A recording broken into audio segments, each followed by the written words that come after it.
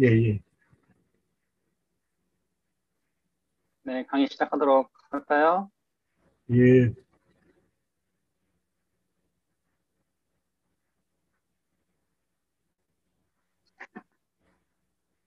네, 아까 기도했으니까 바로 시작하겠습니다. 요한복음 잠깐 볼게요. 8장.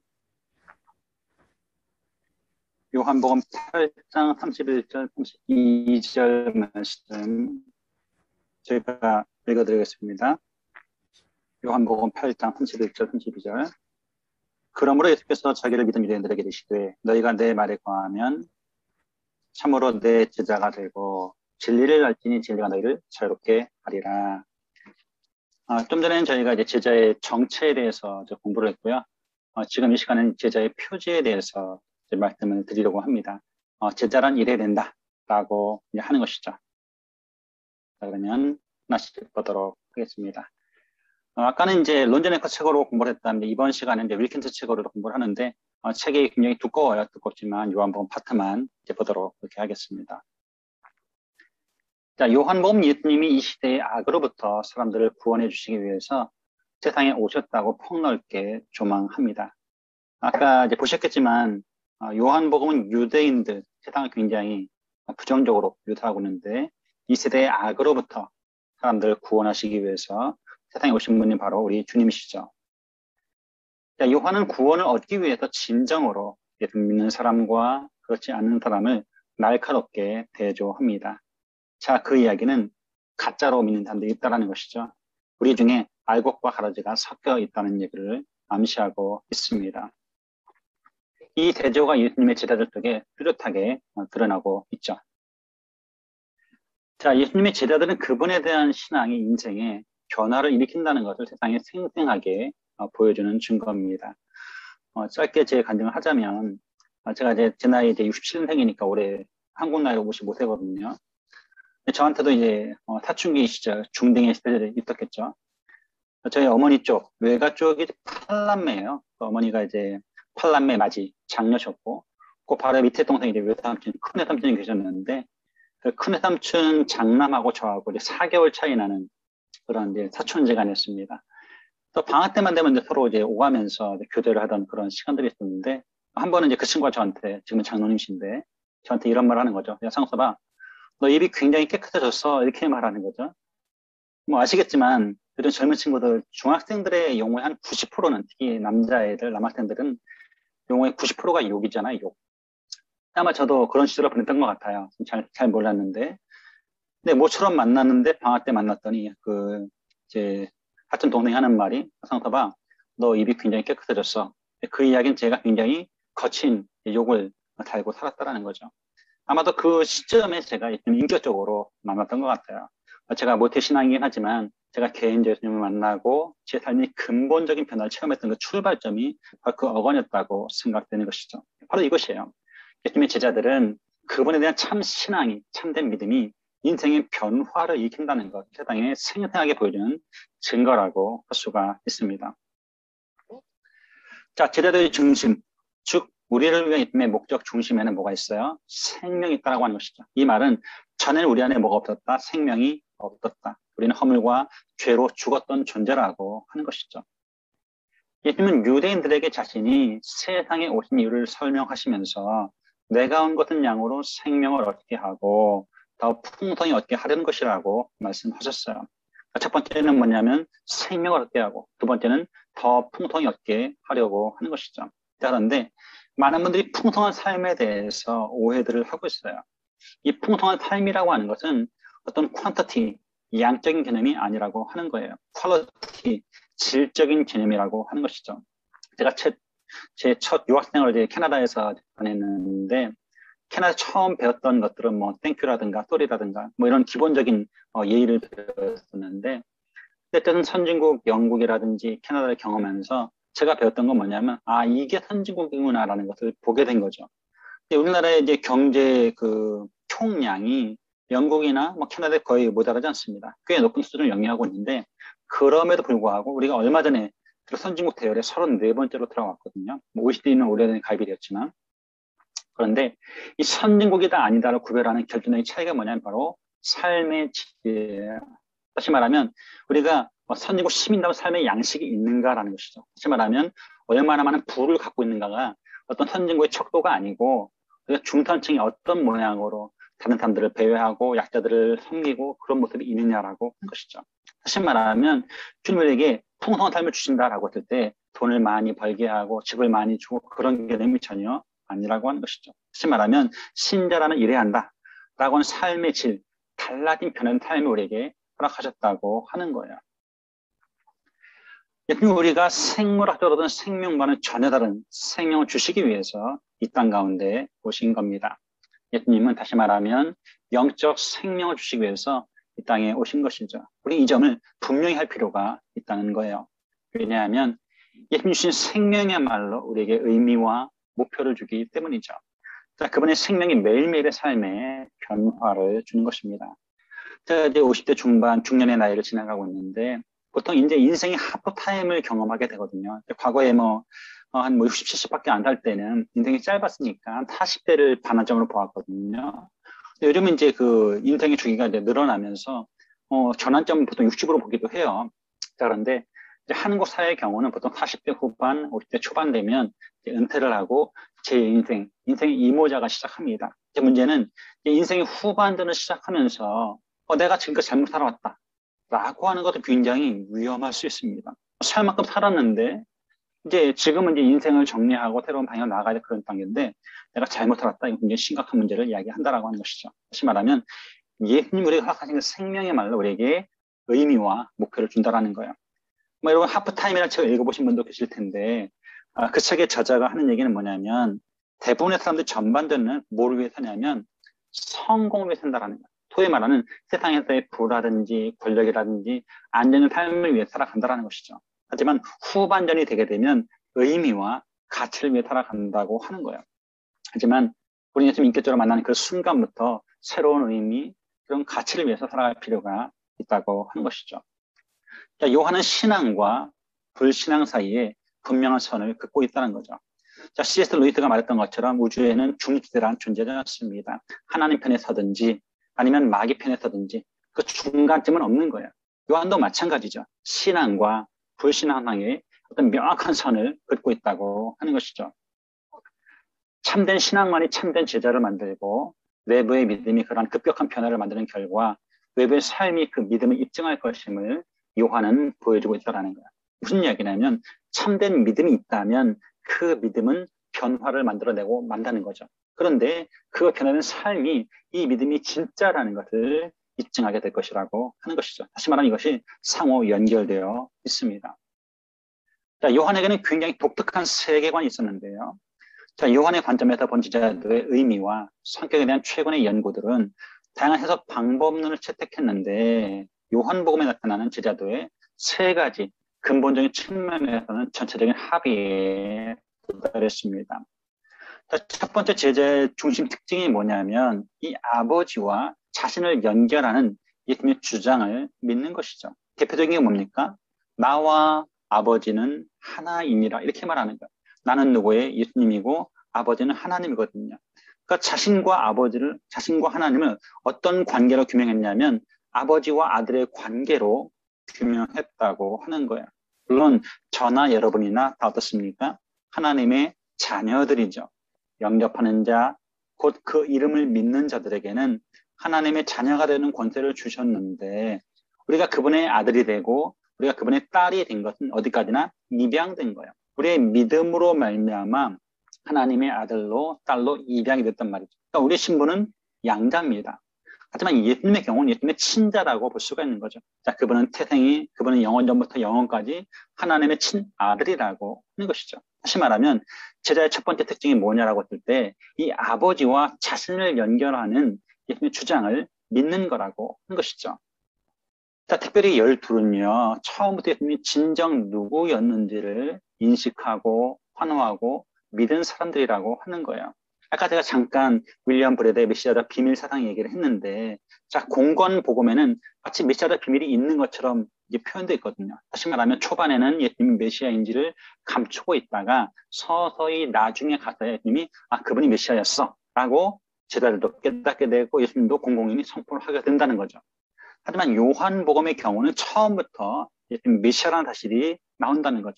그래서 특별히 12제자는 예수님이 진짜 어떤 분이셨는가를 인식하고 환호하고 믿은 사람들이라고 하는 거예요.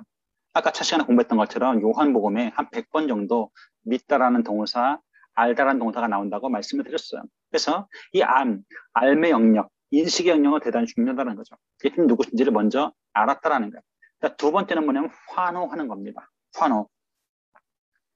여러분 요즘 이제 코로나 때문에 많이 열기가 좀 찌그러지지만 물론 이제 캐나다 경우 하키를 좋아하시지만 이제 유럽은 지금 유로 2020이 열리고 있고 남미 지금 코파 아메리카 열리고 있거든요. 저는 축구 좋아하는 사람인데 그러다 보니까 이 축구가 너무 흥미진진한 거예요. 특히 코파 아메리카보다는 유로 2020 훨씬 더 재밌어요. 재밌는데 자 그러다 보니까 이번에 올라간 8강, 4강에 올라간 친구들이 역대 강자들이 많이 떨어지고 오히려 그동안 별볼일 없던 팀들이 올라가고 있거든요. 자 그러면 게임이 끝났어요. 시합이 끝났습니다. 자 그러면 누가 환호합니까? 되게 이긴 사람들은 환호하고 진 사람은 우울해집니다. 급 우울해지는 거. 그런데 예수님의 12제자들은 예수님 누구신지를 처음부터 인식했으니까 어때요? 환호했다라는 거. 열광했다라는 거. 예수님이 나의 메시아 되고 예수님 나의 주님이 되시고 예수님 나의 하나님이 되세요.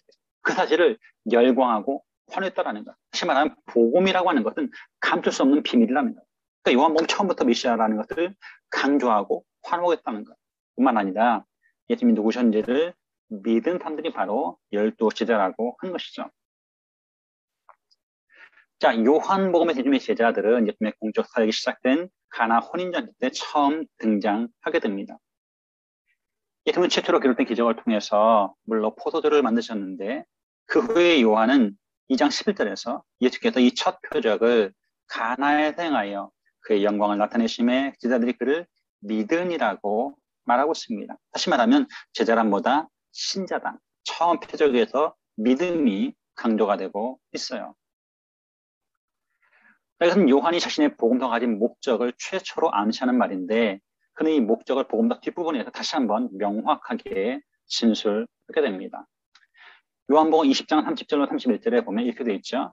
예수께서 제자들 앞에서 이 책에 기록되지 아니한 다른 표적도 많이 행하셨으나 오직 이것을 기록함은 너희로 예수께서 하나님의 아들 그리스도이심을 믿게 하려 함이요 또 너희로 믿고 그 이름에 힘입어 생명을 얻게 하려 함이니라. 자, 요한복음의 양대 키워드가 모두 나오죠. 하나는 믿음이고 또 하나는 생명이에요. 다시 말하면 요한복음은 믿음으로 시작했다가 믿음으로 끝나고 있다는 것. 다시 말하면 제자는 신자라고 하는 것을 처음부터 끝까지 강조하고 있어요. 예수께서 왜 요한복음을 요한으로 하여금 기록하게 하셨는가? 예수님이 하나님의 아들 그리스도이심을 믿게 하고 또 그 결과 생명 얻게 하려는 것이 바로 요한복음의 기록 목적이라고 하는 것이죠. 이처럼 처음부터 끝까지 요한은 예수님에 대한 인식, 환호 그리고 믿음이 예수님의 제자가 가진 중심 특징이라는 것을 강조하고 있습니다. 사도 바울의 용어로 바꾸면 내가 복음을 믿고 부끄러워하지 아니하노니 내가 오직 그리스도 십자가만 자랑하노니 바로 이런 말이죠. 이게 바로 환호라고 하는 것이죠. 자, 둘째 이 믿음에는 점진적 이해와 깨달음의 과정이 필요합니다. 단번에 영원히 그분을 알 수는 없다라고 하는 거예요. once and for all이라는 단어는 우리 예수님께만 적용이 가능한 말이에요. 그분은 십자가에 단번에 영원히 달려 돌아가셨어요.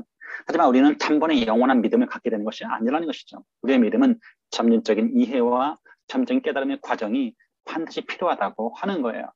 제자들은 예수님의 사역의 그 때를 완전히 이해하지는 못했지만 예수님의 사역과 가르침, 부활 후에 나타나신 그 성령 받음을 통해서 궁극적으로 하나님의 아들인 예수님의 완전한 신분을 파악했다고 하는 것이죠.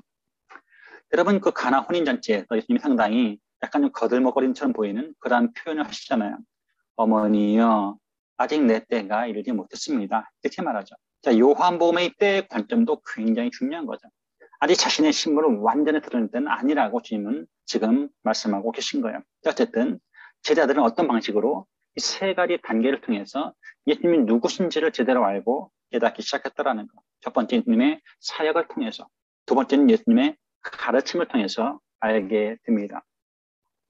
여러분 제 성경책을 가만히 보시면 검정 글씨와 까만 글씨, 검정 글씨와 빨간 글씨가 보이죠? 자, 검정 글씨는 소위 말하는 내러티브고 빨간 글씨는 소위 말하는 강화체입니다. 여러분 요한복음에는요, 이 빨간 글씨가 굉장히 많아요. 다시 말하면 가르친 부분이 많다라고 하는 것이죠. 다시 말하면 기적 사건과 가르친 영역이 균형을 이루면서 나타나고 있는데, 제자들은 그런 사역과 또 그러한 가르침을 통해서 예수님이 누구신지를 알게 되었다. 이게 바로 1단계예요. 그러다가 여기 어떤 단계냐면 쉽게 말하면 초등이라고 보시면 돼요. 초등학교 수준. 그러다 갑자기 대학교로 진학을 하게 되는데, 그게 언제냐면 부활 후에 나타나심입니다. 제자들은 부활 이후에 예수님이 어떤 분인지를 보다 확실하게 알게 되었다는 것. 그리고 마지막 박사 과정이 뭐냐? 바로 성령 받으심이에요. 자, 성령 받으심. 성령이 누구십니까? 성령이 바로 이 성경 말씀, 이 성경 말씀의 제1저자가 바로 성령님이십니다. 자, 그분은 하나님이시어요. 그러니까 저자에게 직접 배우는 거죠. 그러니까 어때요? 박사 수준의 이해를 갖게 되었다는 거예요. 그래서 1단계, 2단계, 3단계를 통해서 점진적으로 그분이 어떤 분이시고 어떤 분인지를 깨닫게 되고 알게 되었다고 하는 것이죠. 자, 참된 신앙은 그 인식과 이해에 합치됩니다.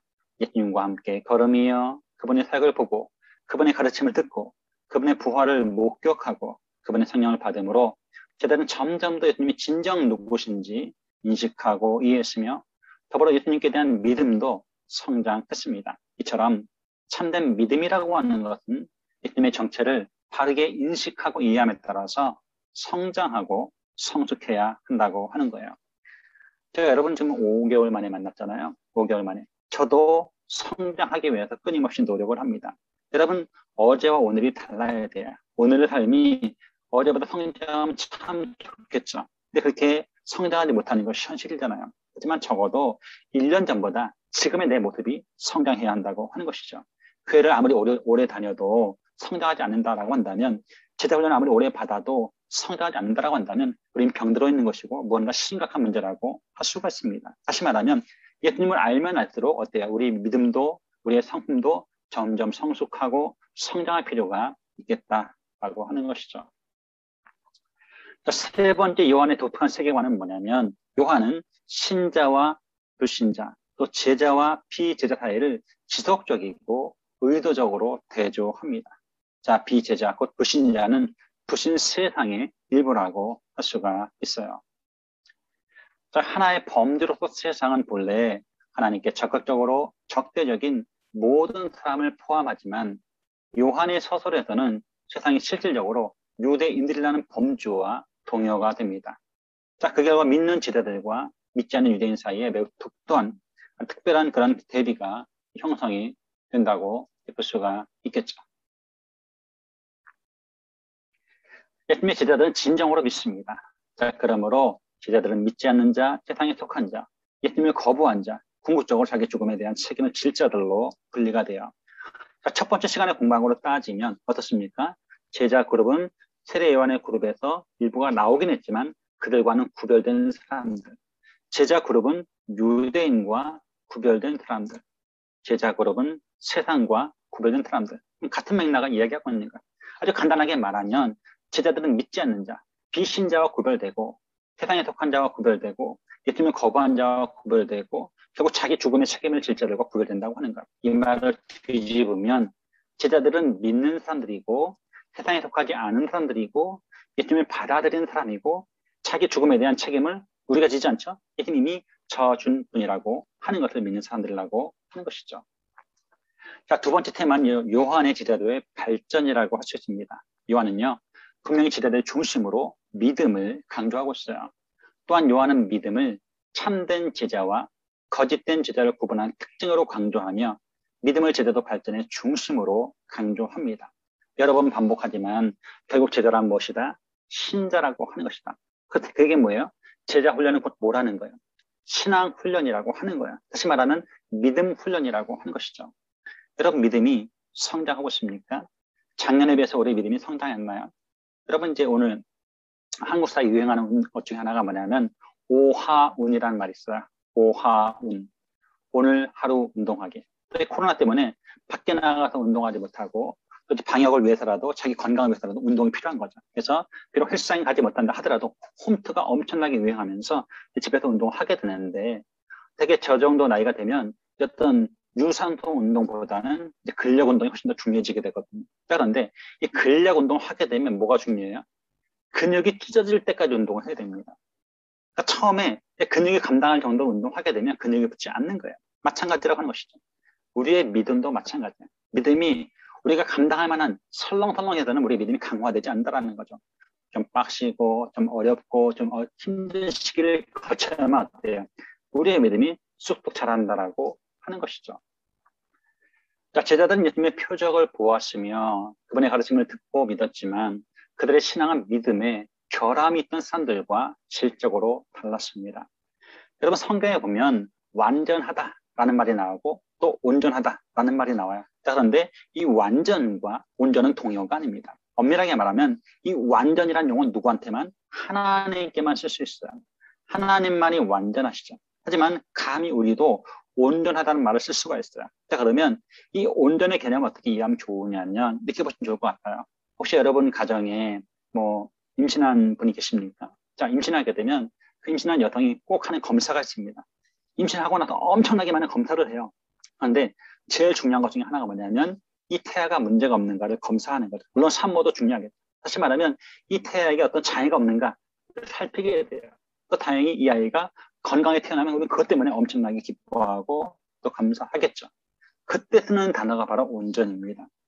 무슨 얘기냐면 온전이란 결함이 없다의 반대말이라는 거죠.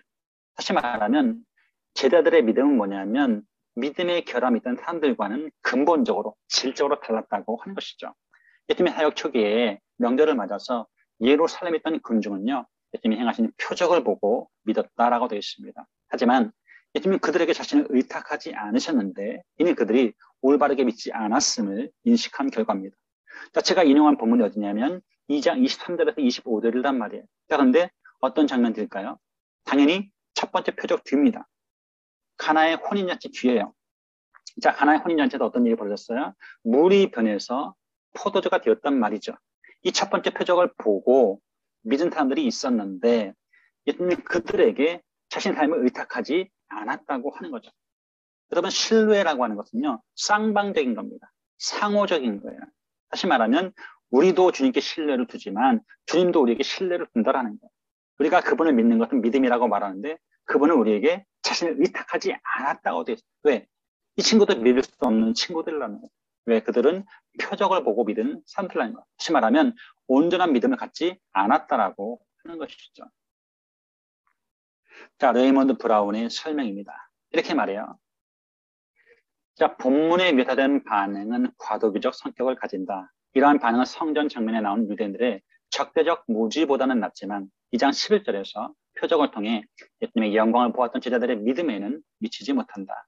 이곳 예루살렘에서는 표적을 보고 그것을 통해 확신을 가지는 의지가 드러나지만 그들이 표적을 통해서 본 것은 예수님이 기적을 행하는 자라는 사실뿐이라고 하는 것이죠.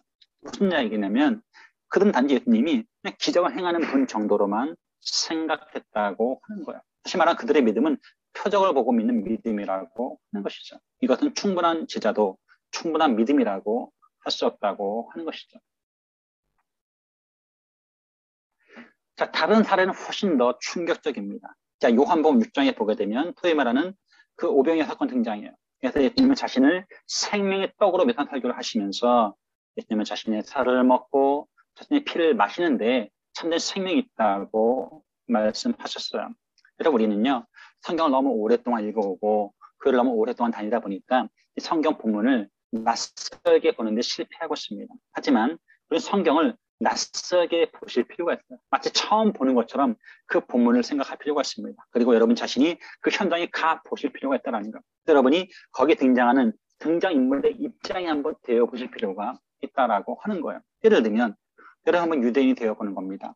자, 유대인들의 시각에, 유대인들의 관점에 피를 먹을 수 있습니까? 없습니까? 먹을 수 없는 거예요.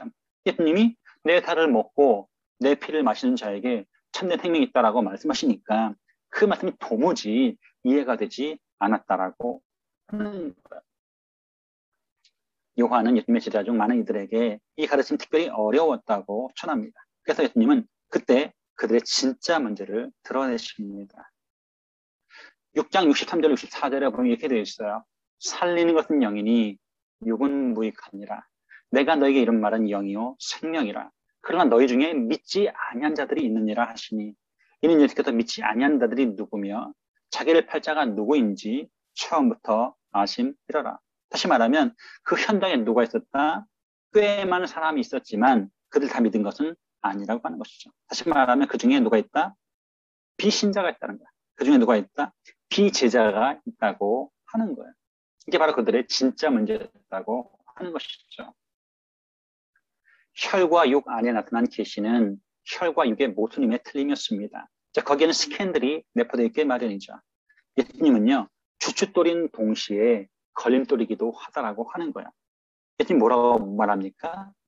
건축자의 버린 돌이라고 말씀하십니다. 예수님 원래 건축물의 모퉁이 돌이라고 말씀하셨는데 이 주춧돌된 바위는 동시에 걸림돌이 되는 거예요. 왜? 그들에게는 이 십자가 사건을 도무지 이해할 수가 없었다고 하는 것이죠. 그래서 예수님의 말씀은 제자들 사이에 분열을 주장해서 과거에 제자였던 자들이 실상은 불신자였다는 것이 판명된다는 것이죠. 그들은 예수님의 육체의 스캔들에 걸려 넘어진 것입니다. 그래서 수많은 이단이 그래서 등장하는 거예요. 근데 어떻게 하나님이 육체를 가질 수가 있는가? 하나님은 오직 영이 아니신가? 이런 주장이 가능하다고 하는 것이죠. 레슬리 뉴비긴의 말이었습니다. 자, 그들이 믿는다고 고백한 것은 분명하지만 예수님 처음부터 그들의 마음을 알고 있었어요. 그들은요, 진정으로 믿은 적이 없었습니다. 여러분 여러분 자신 한번 돌아봤으면 좋겠어요. 난 정말 예수를 믿고 있는가? 난 진짜 신자인가 한번 돌아봤으면 좋겠습니다. 이제 불신앙의 증거가 그들의 행동에서 드러났어요. 그러니까 그들은 성령의 능력을 받지 못하고 육체에 속해 있었기 때문에 예수님의 가르침을 이해하는데 어려움을 겪었습니다. 우리에게 영혼과 육체가 있는데 우리가 아직 성령의 능력을 받기 전이라고 한다면 여전히 어디에 육에 속한 그리스도인이라고 할 수 있는 것이죠. 아마도 그들은 제자들 사이에 분열을 주장하기도 했을 거예요. 그때부터 그의 제자 중에서 많은 사람이 떠나가고 다시 그와 함께 다니지 아니하더라. 여러분 참된 진리는요 선을 가리게 됩니다. 우리가 어떤 차별을 하고 어떤 분파를 주장하는 것은 아니지만 자연스럽게 빛과 어둠은 나뉠 수밖에 없다라는 거예요. 빛이 등장한 순간 어둠은 물러가게 되어 있다고 하는 것이죠.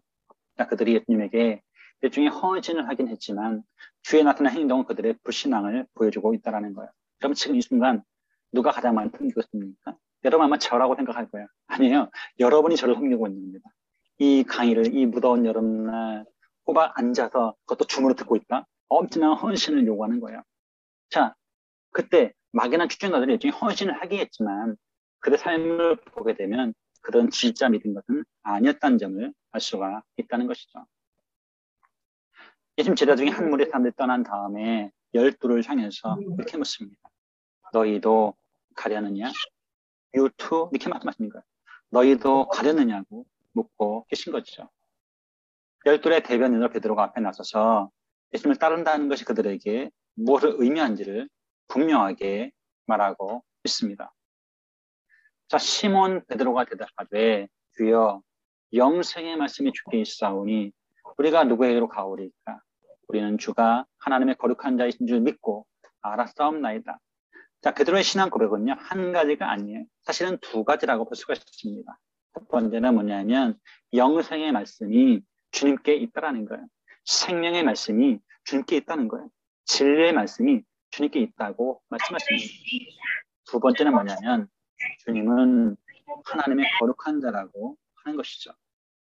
주님은 하나님의 거룩한 자라는 것. 여기서 주는 누구예요? 예수님이고 하나님 누구예요? 성부입니다. 즉 성자 예수님은 성부 하나님의 거룩하신 자라는 것. 그런데 이 거룩하신 자라는 말은 뭐냐면 세모적인 표현이에요. 미래적인 표현입니다. 하나님을 지극히 거룩하신 분으로 보는 거죠. 다시 말하면 주는 하나님의 지극히 거룩하신 또 하나님이라는 거예요. 결국 예수님도 하나님이라고 하는 고등 기독론을 설명해주고 있는 것이죠. 자, 12는 예수님 믿음으로 말미암아 예수님을 알게 되었습니다. 예수님과의 인격적인 관계 속으로 들어간 거예요.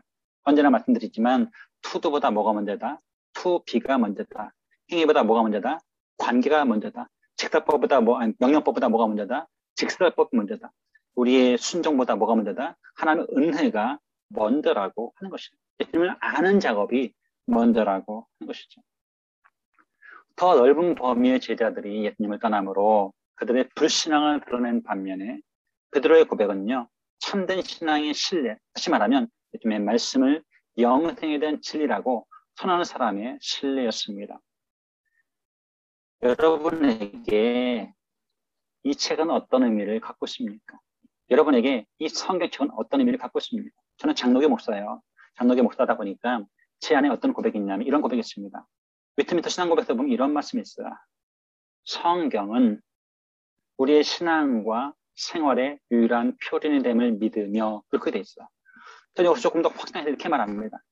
이 성경은요, 우리의 신앙과 우리의 생활과 우리의 사역의 유일한 표준이 되는 것을 저는 분명히 믿고 있습니다. 다시 말하면 이 말씀은 우리에게 단순히 생명만 주는 게 아니라는 거야. 신앙과 생활과 사역의 유일한 표준되는 전 진리라고 지금도 확신합니다. 다시 말하면 수많은 정보, 이 4차 산업혁명, 엄청나게 많은 AI, 정보가 쏟아져 내려오고 있지만 그럼에도 불구하고 저는 이 성경의 모든 진리가 담겨 있다고 굳게 믿고 있어요. 베드로가 그러했다고 하는 것이죠. 자, 그러므로 예수님의 참된 제자는 영생을 위해서 예수님을 믿는다고 고백하는 사람입니다. 진정으로 믿는다라고 하는 것은 단순한 호기심을 넘어서 삶의 의미와 목적을 위한 예수님의 말씀이 진리임을 확신하는 거예요. 물론 이 성경 말씀에 모든 정보, 모든 데이터, 모든 지식이 들어있지는 않습니다. 그러나 최소한 어떤 삶의 의미와 목적을 위한 진리의 말씀인 것만큼은 아주 분명하다고 하는 것이죠. 하지만 열둘 중에도 한 사람, 가룟 유다는요, 진정으로 믿지 않았다라는 것을 예수님은 알고 계셨어요. 단지 믿는다고 고백하는 것, 단지 예수님에 따른다고 하는 것, 단지 예수님의 제자라고 선언하는 것은 참 믿음을 가졌다는 필수적인 증명은 아니라고 하는 것이죠. 지난 학기 때 그 누가복음 공부할 때 했던 말씀 기억나나요? 누가를 따르던, 예수님을 따르려고 했던 3명의 제자 후보생이 있습니다. 자, 그 중에 한 후보생이 뭐라고 말합니까? 주여 어디로 가시든지 내가 주님을 따르겠습니다. 이렇게 말하죠. 근데 그 본문이 9장에 나오거든요. 9장 57절로 62절에 나오는데 바로 앞에서 9장 51절에 예수님이 이미 어디로? 예루살렘으로 가고 계셨어요. 예수님의 목적지 행선지는 예루살렘이었습니다. 거기에 뭐로? 왕으로 어떤 재관식, 대관식을 하려고 간 겁니까? 그렇지 않다고 하는 것이죠. 예수님은 예루살렘에 죽으러 가신 거예요. 제자는 뽀대나게 뭐라고 말합니까? 푸근하게 어디로 가시든지 내가 따르겠습니다. 하지만 속마음은 아무데도 안 가겠습니다. 라는 뜻이에요. 왜? 예수님은 이미 십자가를 지러 예루살렘에 가고 계셨거든요. 근데 이 제자, 첫 번째 제자 후보대원 우회적으로 따르겠습니다만은 그렇게 말하는 단지 제자를 선언하는 것은 충분한 믿음이 아니라고 하는 것이죠. 요한은 예수운동 초기에 제자가 되기 위해서 예수님 주위에 모인 다양한 유형의 사람들에 대한 기억을 상기시킵니다. 예를 들어서 예수님이 5,000명을 먹이신 후에 군중은 그분을 자기네 왕으로 삼으려 했다라는 거예요. 이게 뭐예요? 정치적인 메시아죠. 군사적인 메시아입니다. 여러분 놀랍게도요. 구약성경 한마디로 요약하면 장차 메시아가 오실 것이다요. 장차 그리스도가 오실 것이답니다. 그런데 실제로 구약성경에 이 메시아란 말이 충만하게 나오는 것은 아니에요. 정작 이 메시아 대방 세상이 발전한 것은 제2성전 후기 시대입니다. 자, 제1성전이 언제입니까? 솔로몬 왕국 시대. 제2성전 언제입니까? 수르바벨이 성전을 지은 다음. 제3성전은 헤롯이 지은 거예요. 그런데 특별히 신약을 이해할 때 굉장히 중요한 역사적 백그라운드가 어디냐면 제2성전 후기 시대예요. 왜 중요할까요? 간단해요. 포로기를 이해하시면 됩니다. 자, 그때 제일 먼저 어디로 포로 끌려갑니까? 바벨론 포로로 끌려갑니다. 자, 살았나 싶었는데 그 다음 누가 끌고 가요? 메데 페르시아가 끌고 가죠. 세 번째는 누가? 헬라, 그리스가 끌고 갑니다. 마지막 네 번째는 로마 제국의 식민지가 있었고 그때가 예수님이 오신 거예요. 자, 그건 최소한 네 번의 거대한 제국을 통해서 처음에는 바벨론이, 두 번째는 메데 페르시아가, 세 번째는 그리스가, 네 번째는 로마가 이스라엘을 식민지 통치했어요. 그러니까 이스라엘 입장에서 맨날 얻어 터지는 겁니다. 너무 싫은 거예요. 그래서 누구 같은 다윗과 같은 정치적이고 군사적인 메시아가 와서 우리를 자유케 하기를 기대했던 겁니다. 이게 바로 정치적, 군사적 메시아 사상인 겁니다. 그래서 그 생각을 깨지 못하고 5천 명을 먹이신 다음에 예수님을 자기네 왕으로, 킹으로 세우기를 원했다라고 하는 것이죠. 사람들이 예수님에게서 원했던 기대와 예수님 지상타에 통치하고자 했던 것의 차이가 예수님을 따르는 것들 사이에 분열을 일으켰다고 하는 것이죠. 다시 말하면 사람들의 일반적 기대와 예수님의 생각이 전혀 달랐다고 하는 것, 충돌을 일으키고 있었다는 것이죠. 예수님은 자신이 원하시는 제자도에 어떤 일이 따를지를 분명하게 단언했어요. 다시 말하면 대가가 있을 것이라고 말합니다. 지불해야 될 대가가 있다고 말씀하신 거예요.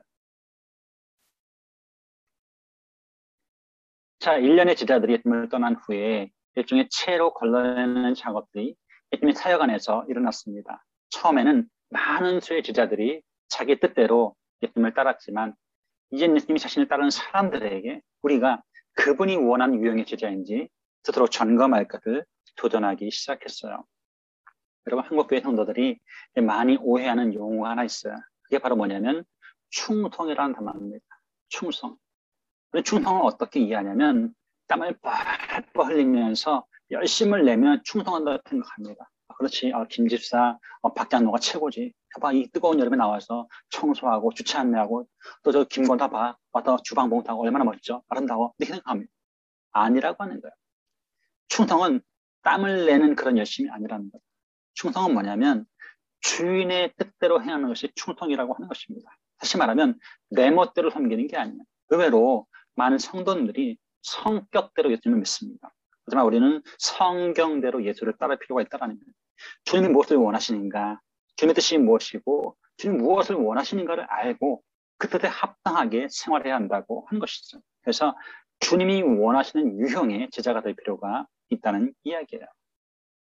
사람들이 오해한다는 이유로 스승과 제자의 모델을 포기하는 대신에 예수님은 자신이 세우신 제자들의 성격을 규정하고 있습니다. 이게 무슨 얘기냐면 이런 겁니다. 어떤 사람이 성령이라는 단어를 왜곡해서 쓰고 있는 거예요. 자, 그러면 어떻게 될까요? 누군가 성령이라는 단어를 왜곡해서 쓰고 있으니까 성령이라는 말 다시는 쓰지 말아야 됩니까? 아니라고 하는 것이죠. 자, 오용, 미스 유주의 반대말은 디스 이유주가 아니라는 거죠. 오용의 반대말은 무용이 아니에요. 오용의 반대말은 뭐냐면 정령입니다. right 유주죠. 그 잘못된, 일그러져 버린, 비틀려져 버린, 왜곡된 그 단어를 바르게 쓰는 것이 필요하다고 하는 것이죠. 다시 말하면 사람들이 오해한다는 이유로 스승과 제자 모델을 포기한 것이 아니라 예수님은 새로운 형태의, 새로운 성격의 제자들을 전혀 새롭게 규정하고 있다고 하는 것이죠. 여기에는 제자들의 실제 믿음을 시험하는 것이 포함되어 있습니다. 요한은 진정으로 믿는 제자가 삶에서 드러내는 증거로 예수님 말씀하신 제자의 표지 3가지를 기록하고 있어요. 참된 제자라면 이 증거들을 가지고 있을 것이고 가룟 유다와 같은 거짓 제자라면 이런 증거의 결핍으로 그 정체가 마침내 밝혀지고 말 것이 있죠.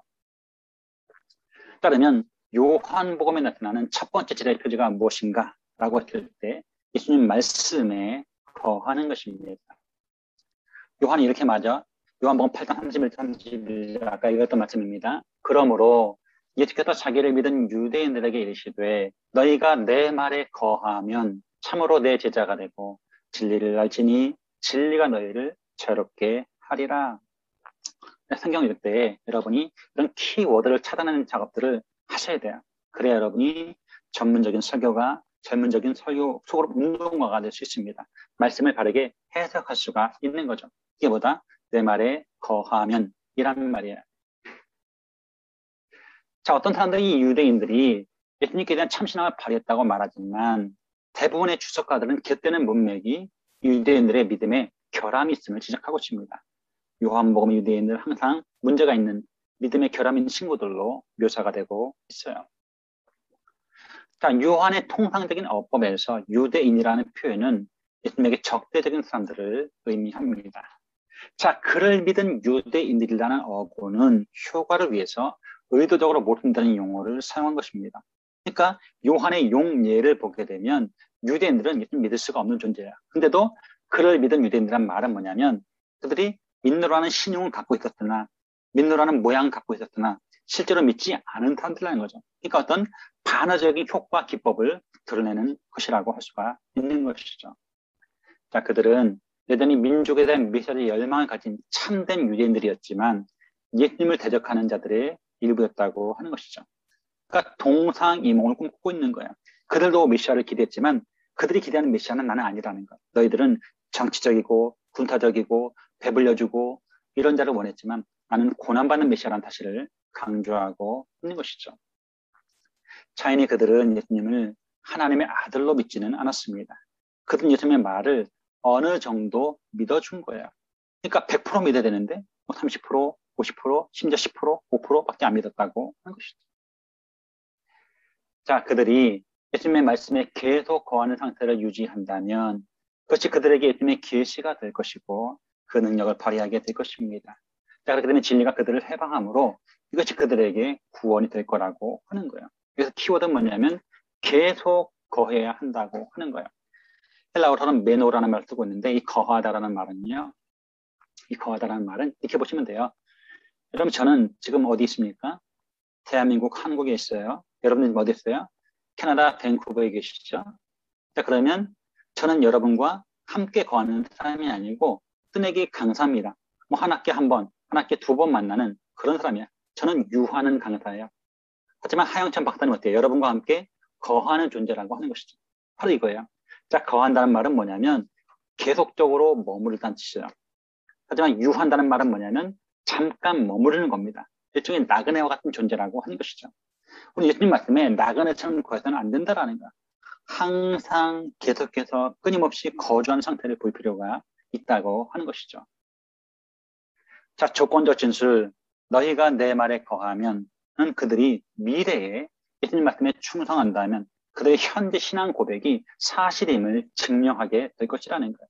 너희가 미래에 내 말에 거하면 현재 너희의 고백이 진짜라는 것이 증명될 것이라고 말하는 것이죠.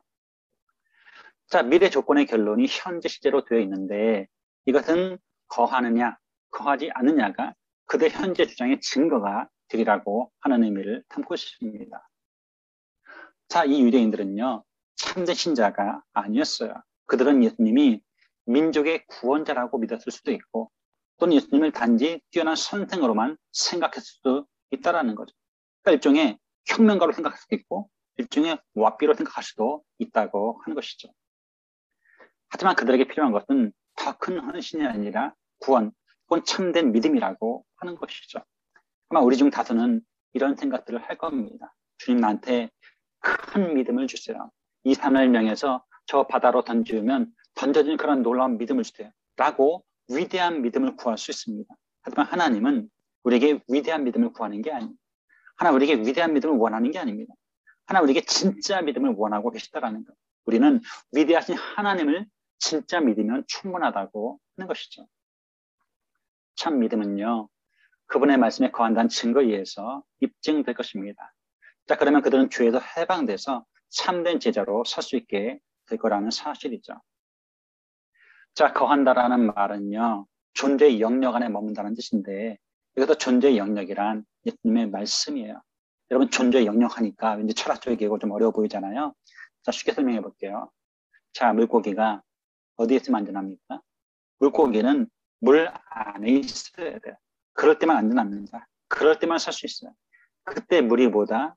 바로 존재의 영역이라고 하는 것이죠. 그런데 우리 제자에게, 신자에게 존재의 영역은 뭐예요? 말씀이라는 거예요. 우리가 말씀 안에 거해야 한다고 하는 것이죠.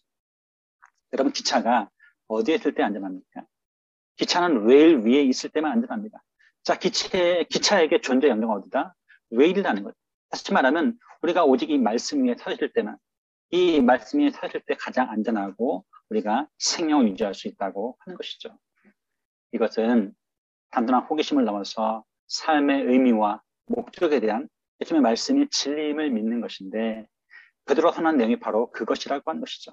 베드로가 두 가지를 선언했어요. 영생의 말씀이 주님께 있습니다. 주는 하나님의 거룩한 자십니다. 그것이 바로 진리고 그것이 바로 삶의 의미고 삶의 목적이라고 하는 것이죠. 하지만 유대인들은 예수님의 말씀이 유일한 진리임을 알지 못했어요. 그들은 그냥 one of the many로 생각한 거예요. 하지만 예수님의 말씀은 one of the many가 아니라 유니크한 거죠. 유일한 진리라고 하는 것이죠. 그들은 부분적으로 따르고 부분적으로 믿었을 뿐이에요. 여러분, 세상은 누가 이끌어갑니까? 100% 헌신된 사람들이 이끌어간다고 하는 거예요. 이 땅에는요, 수많은 90%짜리가 존재합니다. 99%짜리도 많이 있어요. 하지만 주님 우리한테 100%를 기대한다는 거예요. 부분적으로 따르고 부분적으로 믿는 것이 아니라 100% 주님께 드리는 저 여러분 꼭 됐으면 좋겠어요. 자, 참신앙이란 삶의 모든 영역에서 예수님의 말씀이 진리라는 사실에 근거해서 살아간다는 의미예요. 제가 아까 말했죠. 이 성경은 우리의 신앙과 우리의 생활과 우리 사역의 유일한 표준이라는 것을 저는 믿고 있습니다. 다시 말하면 우리가 믿는 바, 우리가 사는 바, 우리가 섬기는 모든 영역에서 하나님의 말씀은 진리라고 하는 것이죠. 자, 그러므로 여기에서 예수님은 참된 신자들에게 제자가 되기 위한 더 높은 형태의 헌신을 요구하는 것이 아니라고 하는 거예요. 여러분, 키프리안이라는 감독이 있습니다. 키프리안 교부가 있는데 이 키프리안의 치명적인 잘못 중에 하나가 뭐냐면 바로 평신도라는 말을 만들어내는 거예요. 평신도. 그런데 이 평신도의 반대편에 뭐가 있냐면 성직자가 있습니다. 성직자. 그러다 보니까 평신도와는 별종의 존재가 바로 성직자죠. 목사라든지 신부라든지 이런 친구도 성직자인 거예요. 그런데 이 평신도와 성직자의 구별이 존재해서는 안 되는 것처럼, 그런 분리가 일어나면 안 되는 것처럼 이런 오류를 이미 3세기, 2세기, 3세기 당시에 키프리안이 했는데 오늘 저처럼 소위 말한 제자 훈련하는 선교단체 출신들이 이런 잘못된 말들을 만들어냈다라는 거죠. 다시 말하면 평신도가 있고 특신도가 있다라는 거죠. 다시 말하면 평신도는 뭐다? 그냥 신자. 특신도는 뭐다? 제자라고 본 거예요. 다시 말하면 신자는 그냥 평신도고 제자는 특신도라고 보는 거죠. 하지만 여기 뭐라고 됐어요? 예수님은 요한복음에서 제자가 되게 더 높은 형태의 헌신을 요구하는 것이 아니라는 거예요. 우리가 할 가장 기본적인 출발은 뭐냐면 그냥 말씀 안에 머무르면 충분하다고 하는 거예요. 자, 그런데 잘 보세요. 사람들은요, 제자가 되기 위해서 말씀 안에 머무는 게 아니라는 거죠. 이미 제자였기 때문에 말씀 안에 머물러야 한다고 하는 것이죠. 무슨 얘기냐면 도리어 사람은 참된 믿음을 통해서 제자가 되고 그 믿음의 실제는 진리의 말씀에 거하는 것을 통해서 증명된다고 하는 것이죠. 이 유대인들은 2장 23절로 25절에 나오는 우리와 비슷하게 잘못된, 다시 말하면 믿음이 결핍된 그런 믿음을 갖고 있었다는 거죠. 이처럼 예수님은 참된 신자와 거짓된 신자를 예리하게 구별하고 계십니다. 자, 참된 제자들은 예수님 말씀에 거하는 데서 증명이 됩니다. 참 신앙의 증거는 예수님의 말씀을 생명의 말씀으로 알고 꼭 붙잡는 제자를 통해서 드러나는 거예요. 참된 제자는 예수님의 해방의 말씀을 통해서 죄의 굴레로부터 자유롭게 됩니다. 예수님이 제자들을 사랑하셨듯이 서로 사랑하는 것이 참된 제자의 두 번째 표지라고 하는 것이죠. 제자들과 함께한 마지막 밤에 다락방에 행하는 강론에서 예수님은 이렇게 말씀하셨어요. 새 계명을 너에게 주노니 서로 사랑하라. 내가 너희를 사랑한 것 같이 너희도 서로 사랑하라. 너희가 서로 사랑하면 이로써 모든 사람이 너희가 내 제자인 줄 알리라고 말씀하셨습니다. 이 사랑의 계명은요, 본질적으로 새 계명이 아니었습니다. 왜냐하면 구약에도 서로 사랑하는 말씀이 나온단 말이죠. 다시 말하면 이 서로 사랑하는 말씀은 문자가 더 새로운 계명은 아니었어요. 심지어 유대교 쿰란 공동체까지도 모든 빛의 자녀를 사랑하라 라는 말을 들었기 때문이죠. 하지만 이 서로 사랑하라는 계명은 십자가에서 자신을 내주신 예수님의 사랑이 그 근간이 되기 때문에 새롭다라고 하는 거예요. 여러분, 이제 부부지간에 저도 그렇게 말씀하시잖아요. 아내들이요, 남편들에게 복종하라. 그럼 이제 그때 아내들이 삐죽거리잖아요, 입을. 그때 이렇게 말합니다. 남편들이요, 아내를 사랑하라. 입을 삐죽거릴 수 없다라는 거예요. 자, 그런데 잘 보세요. 자, 복종하면 왠지 기분이 나빠요. 자, 그럼 사랑하면 만만합니까? 아니요. 왜? 단서가 붙어있어요. 어떻게? 예수께서 자기 자신을 주신 것처럼 아내를 사랑하라고 말씀하고 있죠. 우리가 형제를 사랑하는 것, 우리가 이웃을 사랑하는 것, 우리가 자매를 사랑하는 것도 마찬가지라고 하는 거예요. 적당히 설렁설렁 얄팍하게 그런 사랑이 아니라는 거예요. 자기 목숨을 주셨던 예수님처럼 서로 사랑하라고 지금 말씀하고 있는 거예요. 자, 요한복음에서 이 조건적 선언은 제자가 된다는 것이 무엇인지에 대한 두 가지 중요한 요소를 보여주고 있습니다. 첫 번째는 제자들의 사랑은 구원받지 못한 세상의 사랑과 대조되고 있습니다. 여러분, 사랑밖에 난 몰라라는 심수봉의 유명한 찬양이 있죠? 여러분, 자, 이 땅에 존재하는 모든 가요의 70%의 화제가 뭐냐면, 주제가 뭐냐면 사랑입니다. 자, 그러면 이 세상의 사랑과 성경에 말한 제자의 사랑은 질적으로 다르다는 근본적인 차이가 있다고 하는 것입니다. 제자가 아닌 모든 사람은 형제를, 필라델피아를 예수님 제자들의 구별된 특징으로 볼 것이라는 거예요. 우리가 서로 사랑하면, 아, 저 사람 정말 제자가 맞구나, 라고 인정할 거라는 것이죠. 이 사랑의 광경이 세상에 대한 증거였고, 초대교회들도 그렇게 살아왔다고 하는 거예요. 이 사랑은 그리스도가 신자의 마음속에 머물 때 오직 그리스도만이 발휘할 수 있는 사랑의 외적 표현이라고 하는 것이죠. 다시 말하면 세상의 경험을 결코 이 사랑을 알 수가 없는 거예요. 여러분, 우리의 사랑으로 누군가 사랑할 수 있을까요? 아마 있을 겁니다. 잠깐 사랑하겠죠. 하지만 우리의 사랑으로 주님처럼 끝까지 사랑할 수 있을까요?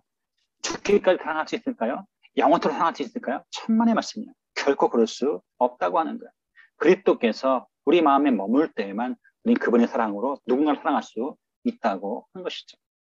자, 그러므로 세상은 제자들의 사랑 때문에 그들의 사랑은 누구도 아닌 그리스도에게만 속했다는 것을 즉시 인식하고 알게 될 거라는 거예요. 이처럼 사랑은 우리 믿음의 실제와 예수님이 우리 삶에 일으킨 변화를 세상에 동시에 드러내게 될 거라고 하는 거예요.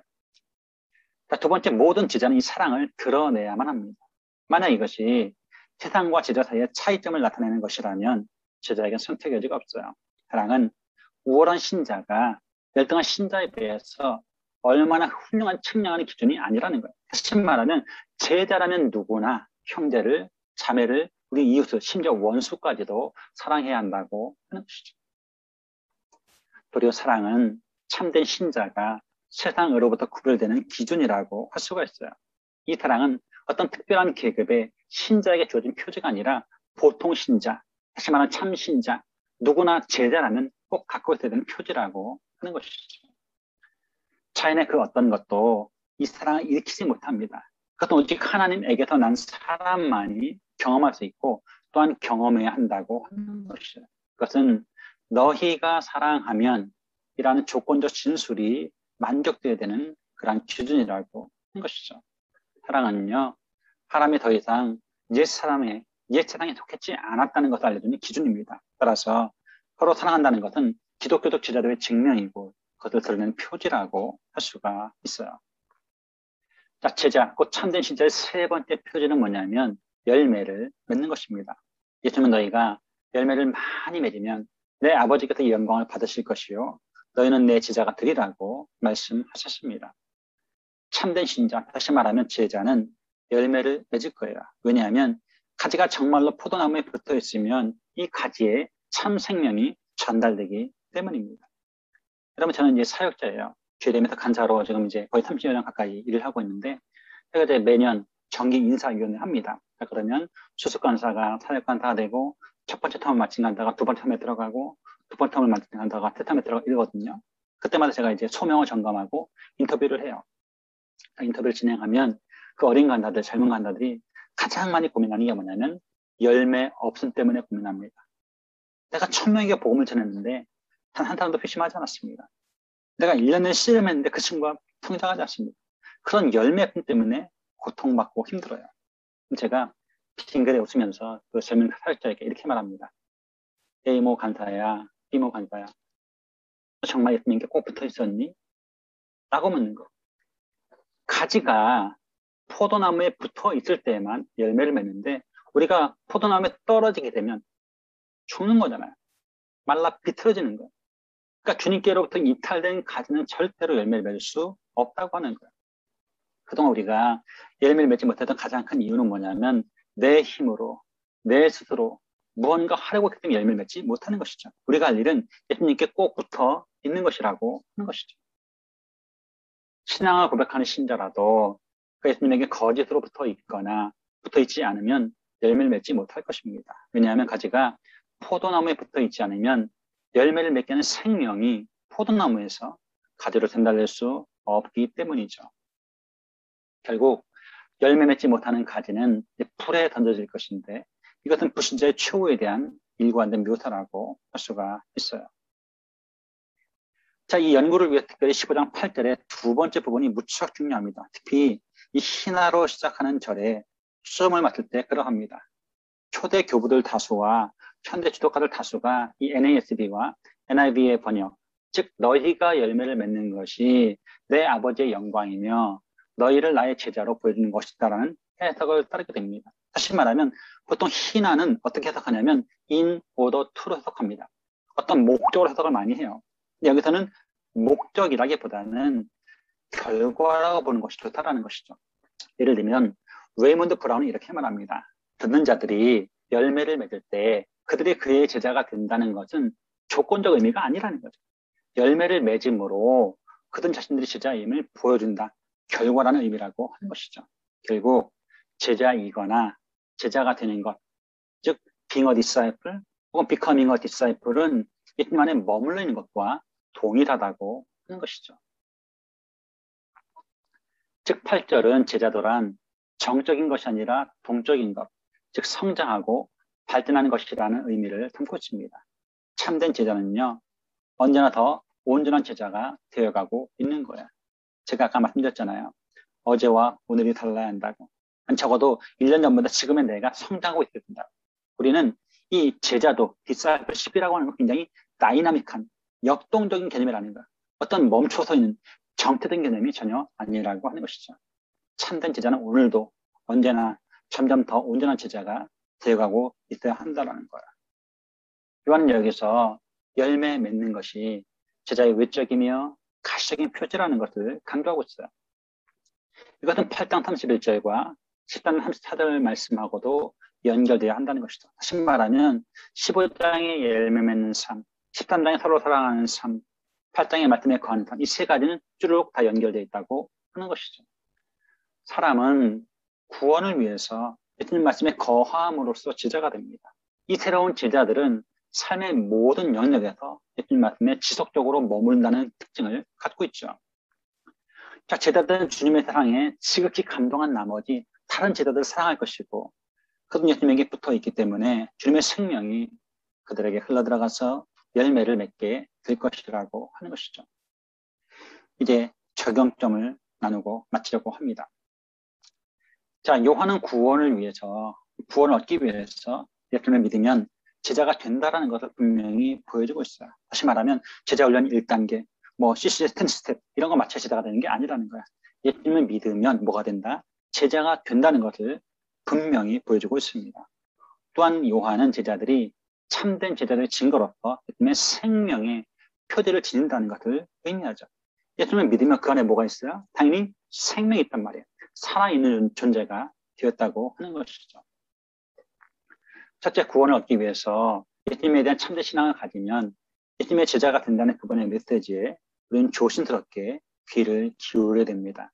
자, 문장이 굉장히 길게 되어 있는데 쉽게 말하면 복음이에요.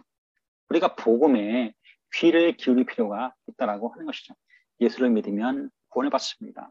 예수를 믿으면 생명을 얻습니다. 예수를 믿으면 풍성함을 삽니다. 그래서 그 메시지에 우리가 귀를 기울일 필요가 있다는 거죠. 다시 말하면 이 복음이라고 하는 것은 처음 예수를 만났을 때 그때 딱 한번 기억하고 까먹는 것이 아니라 평생 붙잡아야 될 아주 중요한 진리라고 하는 것이죠. 예수님을 우리의 세이비어로 구주로 받아들이는 그 순간부터 우리는 그분의 제자가 되었다고 하는 거예요. 요한복음에 나타난 세 가지 표지는 하나님에게서 비롯된 새로운 출생을 통해서 이루어집니다. 전문 용어로 regeneration, 중생이라고 부르는 거죠. born again이라고 말하는 거예요. 거듭남이라고 말하는 것이죠. 믿음에 의해서 예수님의 복음을 지속적으로 따라갈 때 제자 삶에서 이루어진 하나의 활동을 통해서 그 표지가 더욱더 분명해진다고 하는 거예요. 자, 두 번째, 참된 제자도 참된 믿음은 예수님 말씀에 거하는 것을 위해서 증명될 것입니다.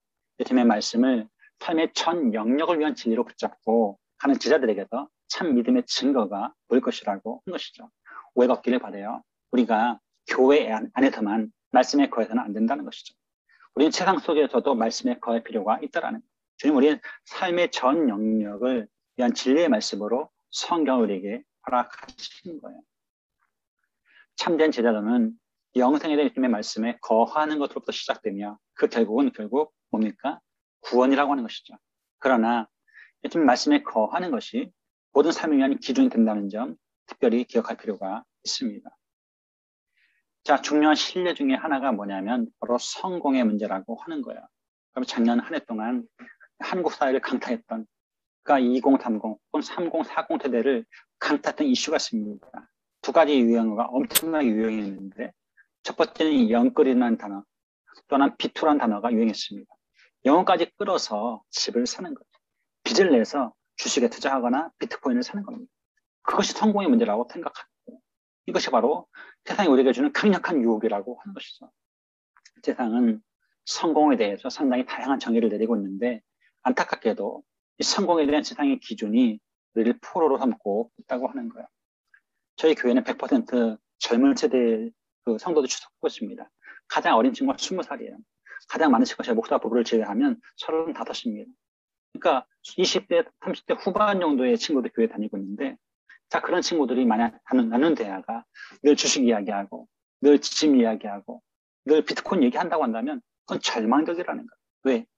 우리가 나눌 얘기는 하나님 말씀에 대한 얘기, 잃어버린 영혼에 대한 얘기, 공정의 문제, 어떻게 세상을 변화시킬 것인가, 복음에 관한 얘기가 나눠되는데 그런 얘기가 아니라 그저 빚을 내서 주식에 투자하고 집을 사고 우리가 잘 살아야 되는데 여기에 포커스를 맞추고 있다고 하는 것이죠.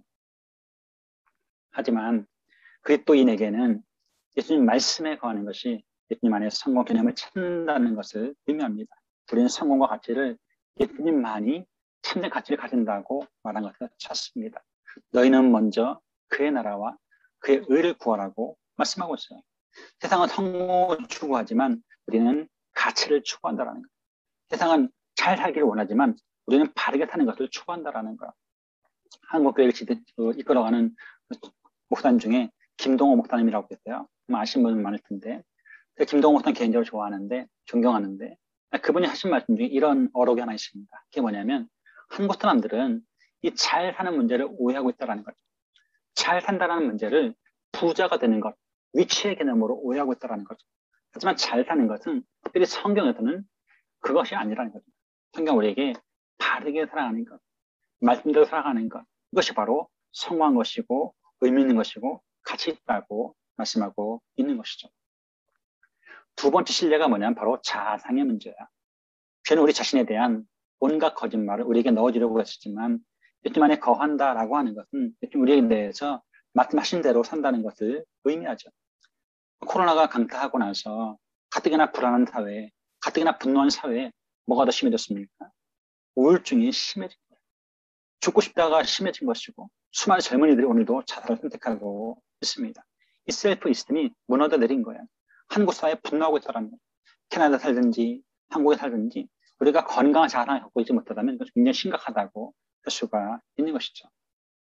하나님은 우리를 사랑하시고 우리는 그분의 특별한 피조물로서 우리가 하나님과 바른 관계를 맺을 때에만 예수님 안에 거하는 것이 가능하게 될 것이라고 하는 것이죠.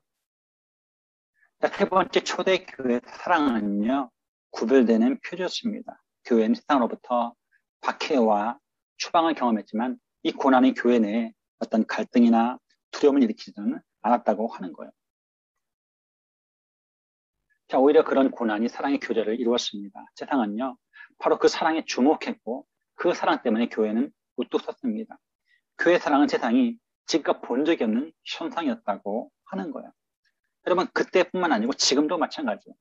여러분, 참 놀라운 아이러니가 존재하는데 수많은 사람이 교회에 있는 사랑 때문에 교회에 나옵니다. 다시 말하면 우리의 형제 사랑 때문에 어떻게 교회를 선택하고 교회를 나오기 시작하는 거예요. 근데 조금 교회 생활하다가 어떤 일이 발생합니까? 교회 사랑 없음 때문에 또 교회를 떠나가게 되죠. 그러니까 그때 처음에 보았던 사랑이 없는 거예요. 이게 문제라고 하는 것이죠. 수많은 사람이 우리의 사랑 때문에 교회를 찾아오다가 우리의 사랑 없음 때문에 교회를 또 떠나가기도 한다고 하는 것이죠.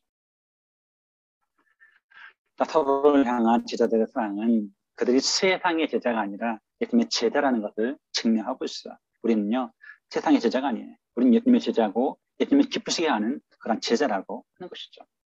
자, 그러면 무엇이 이러한 사랑을 가능하게 만들까요? 첫 번째는 중생을 통해서 거듭남을 통해서 신자의 마음속에 하나님의 사랑으로 말미암은 변화가 발생하며 이것이 신자에게 사랑의 힘을 부어준다고 하는 것이죠. 여러분 성경 읽을 때 우리가 오해하지 말아야 될 것은 뭐냐면 우리의 사랑이 먼저가 절대로 아니라는 거예요. 누구의 사랑이 먼저입니까? 그분의 사랑이 먼저라고 하는 거예요. 로마서 5장을 참 좋아하는데 로마서 5장, 6장, 7장, 8장 너무 좋아합니다. 그런데 로마서 5장에 보면 이런 말씀이 있어요. 우리가 아직 연약할 때 경건하지 않은 자를 위해서 이미 죽으셨다라는 거죠.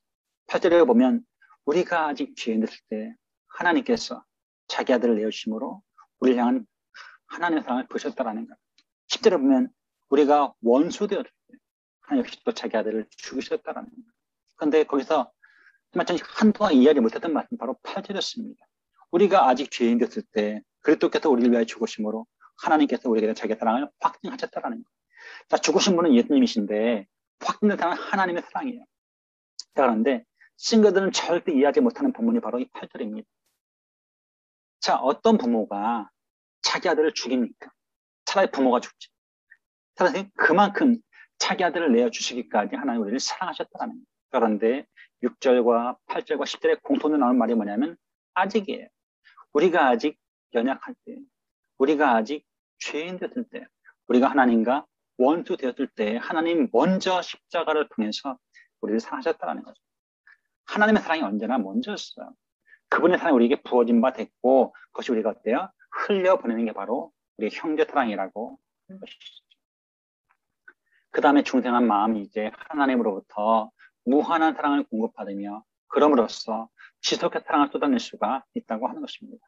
온 세상이 바로 이 사랑을 원하고 있어요. 하나님은 우리가 서로 사랑하도록 만드신 거예요. 서로 싸우고 서로 비열하고 만드신 게 아니라고 하는 것이죠. 자, 그러나 인류의 큰 비극은 뭐냐면 자기의 중심적이고 교만하다고 하는 것이죠. 자기의 중심성과 교만이 이 세상에서 결코 완전히 제거되지는 못하지만 하나 우리가 그것들을 제어해서 한 사람의 필요를 우리의 필요보다 앞에 놓을 수 있게 할 것이라고 약속하셨어요. 이게 바로 사랑입니다. 어렵죠? 어렵지 않아요? 이런 겁니다. 사람은요, 셀피시하기 때문에 기본적으로 이기적이기 때문에 자기 유익이 우선입니다. 그래서 아전인수고 내로남불이 되는 거야. 내가 하면 로맨스고 남이 하면 불륜되는 거죠. 팔이 안으로 굽는 거야. 자기의 팔 안으로. 자기게 중요한 거야.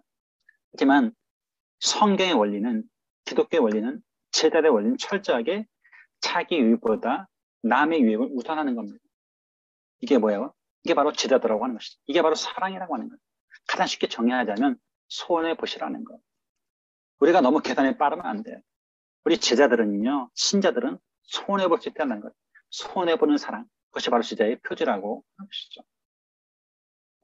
자, 네 번째, 예수님 포도나무와 가지 비유를 통해서 우리 안에 새 생명이 있으면 그 생명의 자연스러운 결과로 열매를 맺을 것이고 그 열매의 종류는 새 생명과 일치할 것이라고 말씀하셨어요.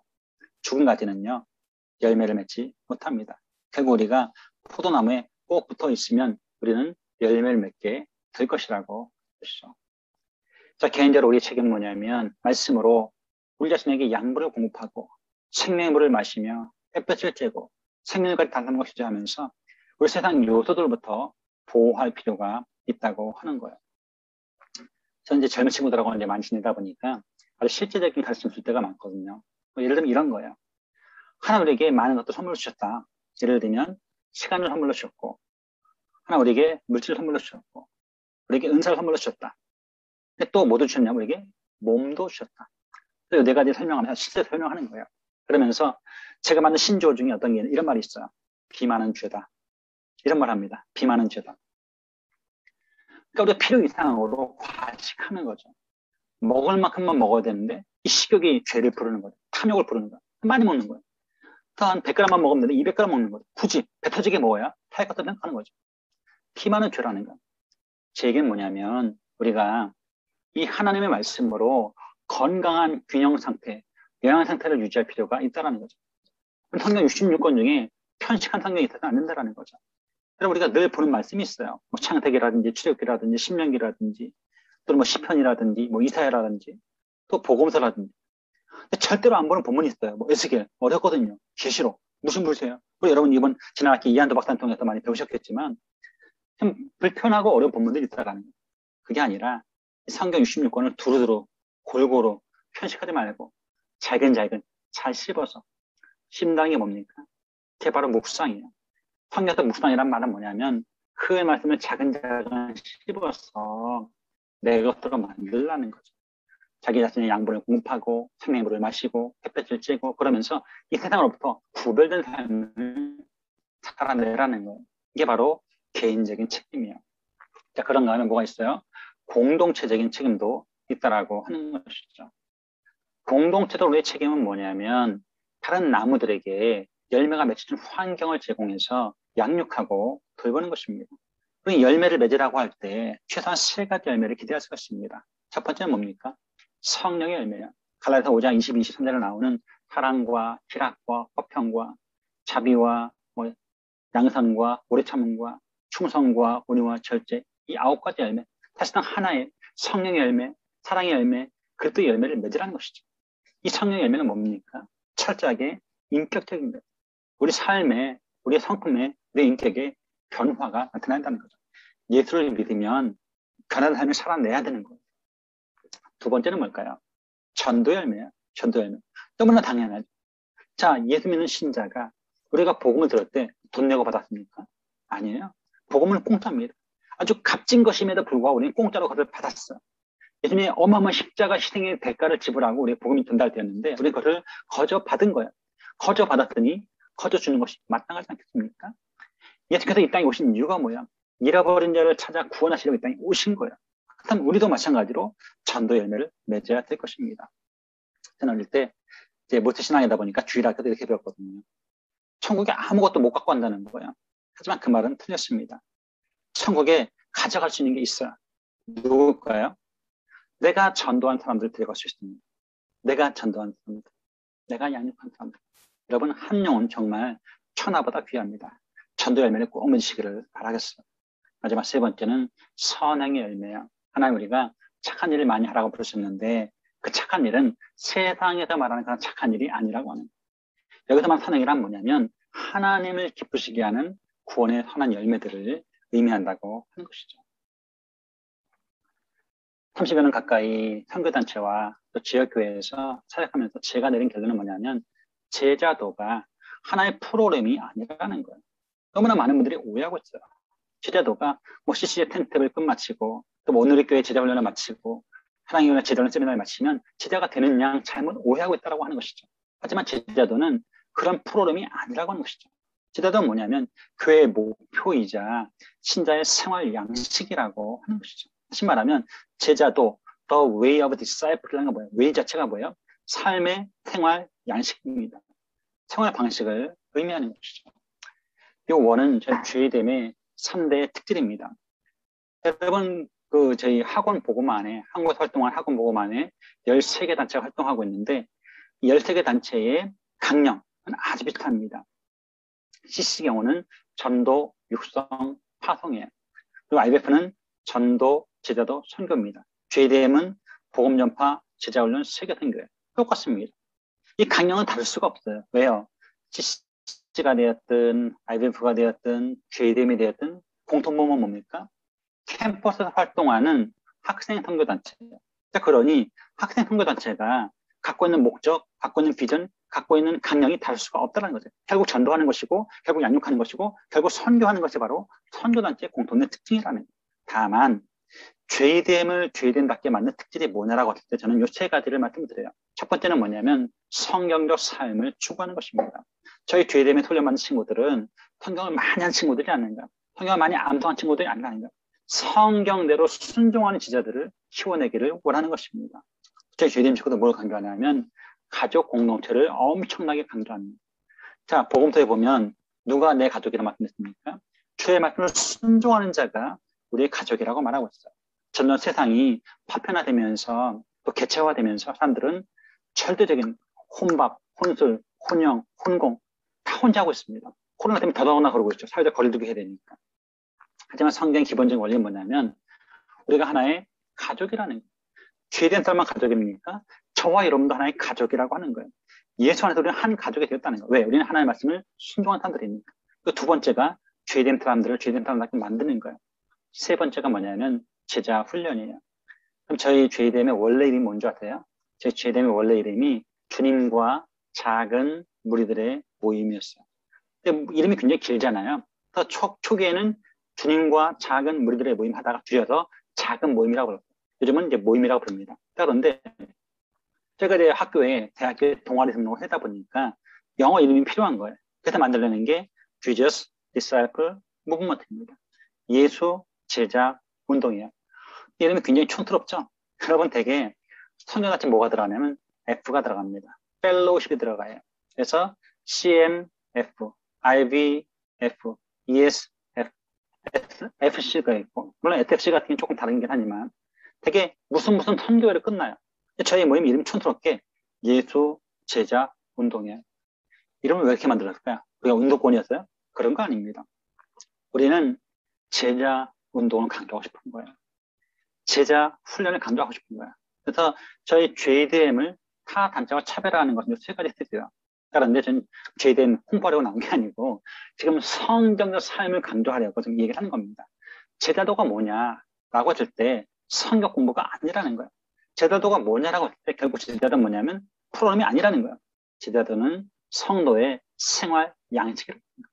그러니까 우리 삶 자체가 하나의 제자도가 되어야 한다고 하는 것이죠.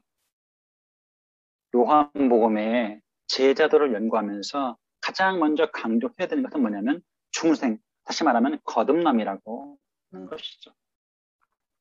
사람이 구원받으면 비로소 새로운 피조물이 되고 바로 그 순간부터 그는 새로운 사람, 곧 예수님의 제자가 되는 것입니다. 자, 그 다음으로 기억해야 될 것, 제자들의 삶이 요한복음에 따르면 세 가지 기둥으로 세워진다고 하는 것이죠. 첫 번째 기둥은 뭐냐면 말씀에 거하는 예수님의 가르침으로부터 옵니다. 우리는 사람들이 하나님의 말씀을 들을 수 있도록 기회를 제공해야 됩니다. 다시 말하면 뭐 해야 된다?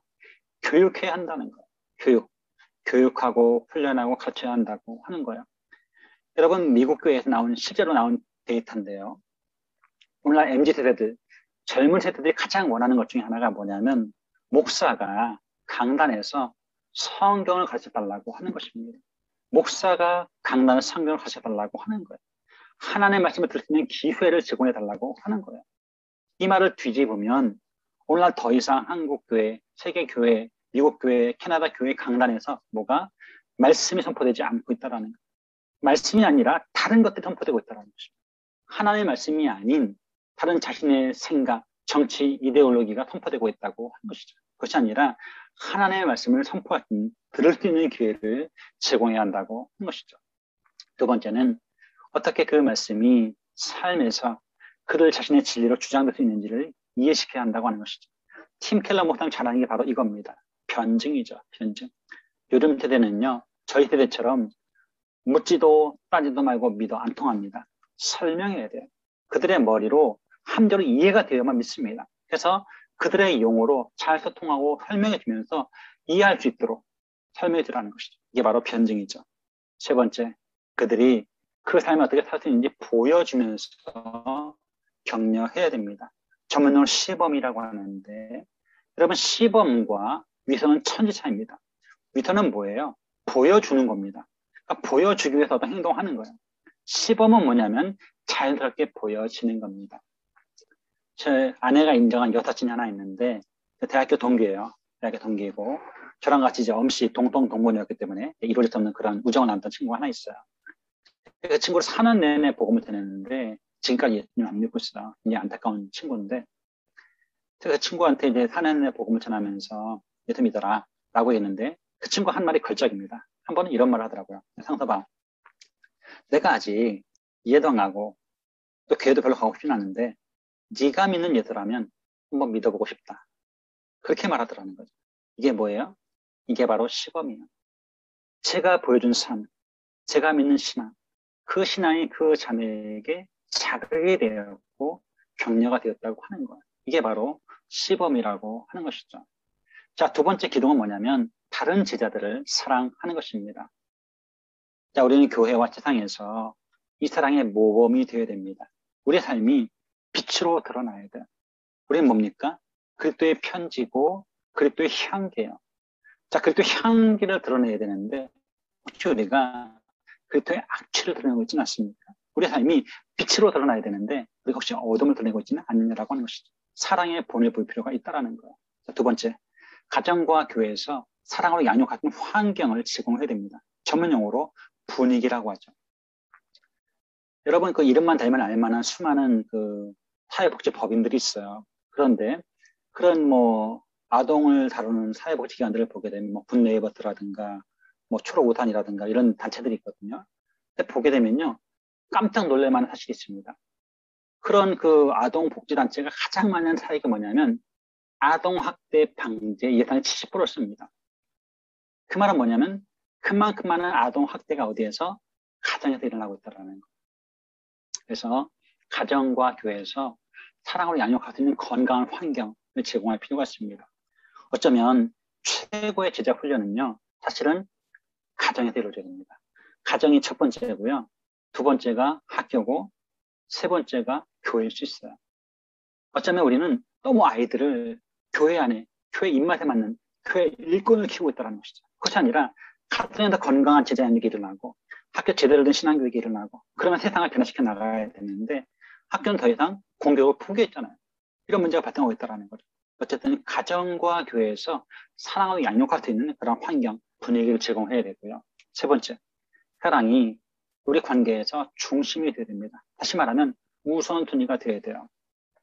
저희 JDM 몇 가지 원칙이 있습니다. 이런 원칙이 있어요. 선, 훈련, 후 사역이라는 원칙이 있습니다. 먼저 훈련하고 그 다음에 사역한 게 우선이라는 거예요. 오늘 수많은 청년들이 교회를 떠난 이유가 뭔지 아십니까? 청년들을 일꾼으로 보는 거예요. 노동력 착취, 열정 폐기의 수단으로 보고 있다는 거예요.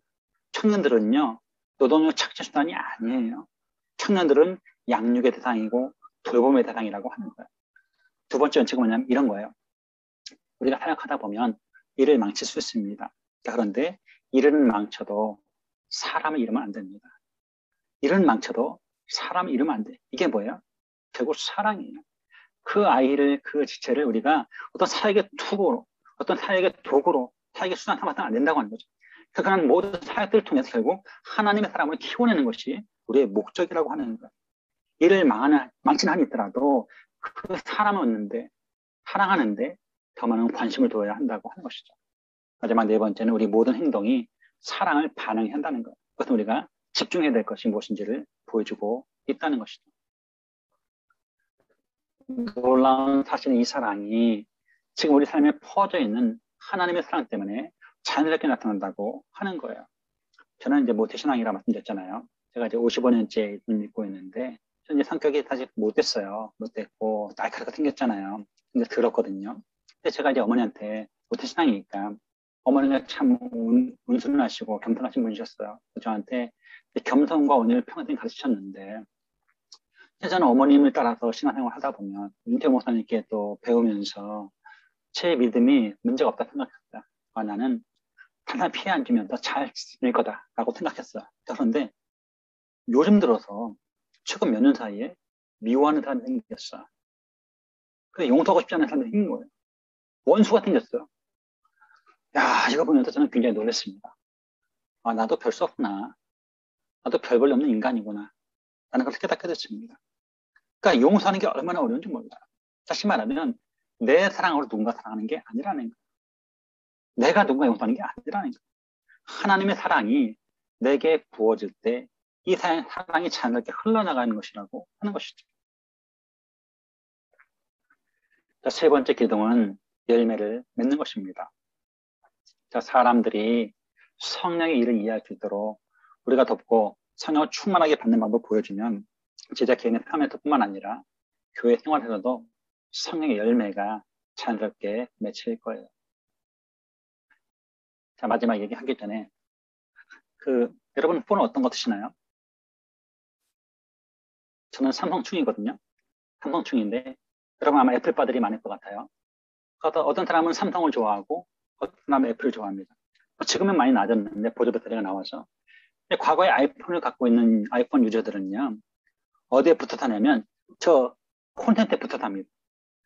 뭐 카페에 가거나 집에 있거나 어디 가면 늘 콘텐츠에 붙어 살아요. 왜? 언제 배터리가 방전될지 모르니까 콘텐츠 딱 붙어 있는 거예요.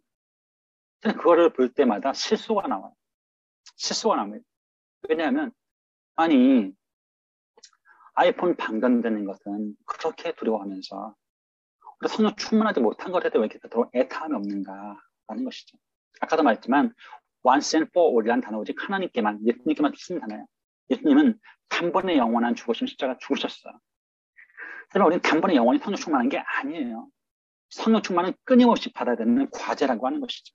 우리가 주님께 꼭 붙어 있을 때만, 그리고 긴밀한 관계를 유지할 때만 그 성령이 흘러 넘쳐서 누군가를 사랑하고 열매를 맺을 수가 있다라고 하는 것이죠. 아이폰 유저들이 그렇게 콘텐츠를 밝히는 것처럼 우리가 주님을 정말 가까이 하고 주님께 젖어들고 주님과 더불어 소통한다면 늘 성령으로 충만할 수 있다고 하는 것이죠. 잃어버린 자를 찾을 수 있는 마음을 우리가 품으면 전문용어로 뭐라고 부릅니까? 비전이에요. 저는 이제 개인적으로 자랑해서 굉장히 죄송하지만 서울대 화학과를 나왔어요. 서울대 화학과 나왔는데 재수까지 해서 서울대 화학과 나왔거든요. 아버님이 저한테 기대한 게 뭐였습니까? 나를 가장 닮은 이 아들, 이 자식이 나를 기쁘게 해줄 거야 라고 생각했는데 제가 아버님의 기대를 저버리고 간사가 됐고 선교사가 되겠다고 하니까 얼마나 어이가 없으셨겠습니까? 그런데 제가 재수까지 들어가는 거 서울대 화학과를 내팽개치고 이쪽 길 선택한 이유는 딱 하나입니다. 제 원래 꿈은 노벨 화학상을 타는 거였어요. 그런데 노벨 화학상을 타는 것보다 더 가치 있는 것이 무엇이라는 거예요? 한 영혼을 얻는 겁니다. 왜? 늘상 고백하잖아요. 한 영혼이 천하보다 귀하다고 말하면서 우리 립서비스로 말할 뿐이지 실제로 대가를 지불하려고 하지 않는다는 거예요. 저는 그 잃어버린 한 영혼, 그 영혼을 찾기 위해서 기꺼이 그 과거의 직을 내려놓고 감사의 길을 선택한 거예요. 이게 바로 뭐다? 비전이라고 하는 것이죠. 두 번째, 우리가 예수의 복음을 들고 세상으로 들어갈 것이며 우리가 이 거룩한 비전을 갖게 되면 어떻게 될 겁니까? 결국 세상으로 나가게 될 거라는 거. 뭐 거창한 거 필요 없어요. 순종하는 것이죠. 언젠가 이사야가 말합니다. 누가 우리를 위해 가며 내가 누구를 보냈고 그때 이사야가 이렇게 대답하죠. Here I am, send me. 제가 여기 있습니다. 나를 보내주죠. 결국 선교는 누구를 통해서 순종하는 삶을 통해서 이루어진다고 하는 거예요. 마지막 세 번째는 그 결과 하나님이 우리를 통해서 전도의 열매를 거두실 거라고 하는 거예요. 제가 아까 잠깐 나눴던 저희 젊은 사회자들이 가장 고뇌하는 것, 열매 없음에 대해서 자괴감에 빠지고 힘들어하는 거예요. 그들이 왜 그럴까요? 그들이 스스로 열매를 맺으려고 하니까 문제가 생기는 거예요. 놀라운 복음 하나 소개할게요. 전도는 우리가 하지만 열매는 누가 주신다? 주님이 주시는 거예요. 우리의 책임은 전도하는 거예요. 열매는 주님이 주신다고 하는 것이죠. 회심의 역사는 성령님의 내적인 부르심을 통해서 오는 것이라고 하는 것이죠. 예수님의 의와 생명이 우리의 우선순위가 되면 성령 우리의 성품과 성경의 영향 모두에서 예수님을 닮아가게 할 거라고 하는 거예요. 여러분 예수를 얼마나 오랫동안 믿으셨습니까?